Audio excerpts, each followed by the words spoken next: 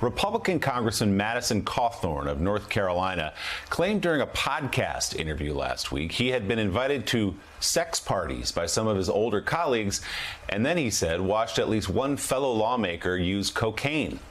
He was quickly criticized by fellow Republicans, including House Minority Leader Kevin McCarthy. A source tells NBC the 26-year-old congressman failed to provide any evidence to back those allegations. In an interview with Axios, McCarthy said Cawthorn admitted his claims were exaggerated. That's bringing Pulitzer Prize-winning columnist and associate editor of The Washington Post and MSNBC political analyst Eugene Robinson. Gene, good morning. Are you happy that I brought you in to comment on that story? I'll let you absolutely leave some of the details of your days in Washington aside, but I want to get to your piece, which is titled, "That's No Party, That's the Republican Hot Mess." You write in part, at this point, the Republican Party really ought to change its name. It's not a coherent political party anymore. To comply with truth in advertising standards, it should call itself the Republican Hot Mess. And yes, this is an election year, and the hot mess could take control of one or even both houses of Congress at a time of overlapping crises at home and abroad. That is a gamble the nation should not take, and an outcome Democrats and independents must do everything in their power to prevent. So, Gene, elaborate a little bit on this, if you would. You know, this is something Joe talks about all the time, that the Republican Party ceased to be the Republican Party sometime around 5 or 6 years ago, when a lot of it, anyway, just became the Trump Party. Exactly. This is just your periodic reminder that the Republican Party is no longer a functioning political party as we once thought of it. I mean, it has no legislative program. Mr. McConnell, in fact, says why we're not going to put forward a legislative program before the midterms because, I don't know, I guess people might not like what they plan to do, or more likely, they can't decide what they plan to do. Their program, their platform, as you recall, in the last election was whatever Trump says. We'll just do whatever Trump says. And that's still roiling what used to be the grand old party. It is still the Trump cult.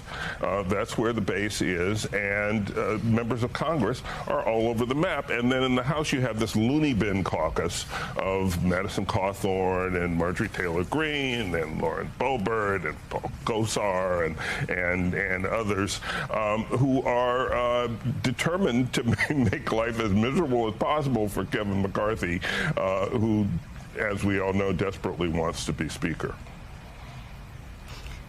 Eugene, Elise here.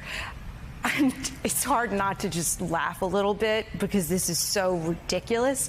And I'm asking you this question. Why do you think Kevin McCarthy reacted so viscerally to the accusation of orgies and cocaine when other members, flirt with white nationalism or at a white nationalist rally do these blatantly racist things? But what was it about orgies and drugs that really drew a line?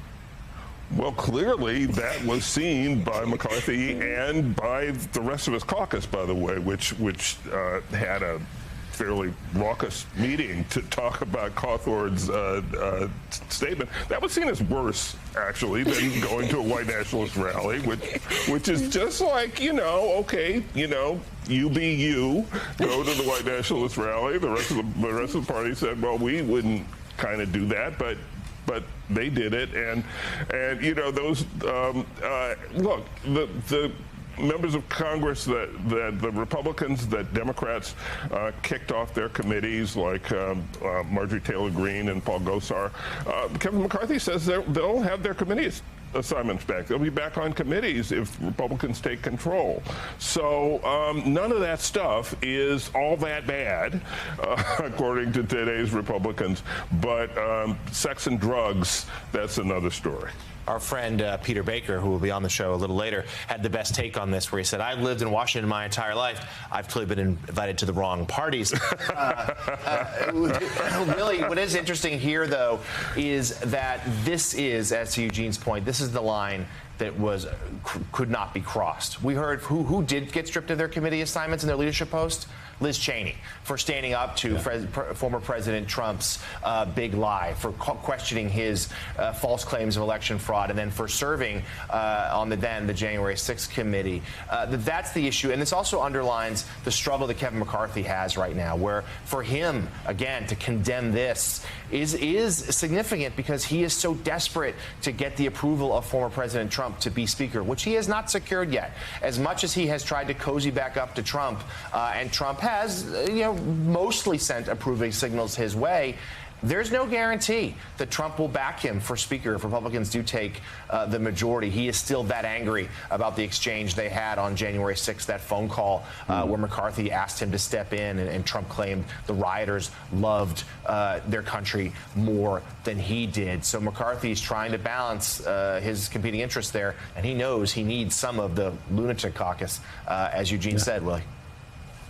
Yeah, the attempted coup was just fine, but orgies and cocaine, not so much. I would also point out that North Carolina's Republican Senator Thom Tillis just this week endorsed Madison Cawthorn's opponent in a primary run. A lot of establishment Republicans have seen enough of that circus.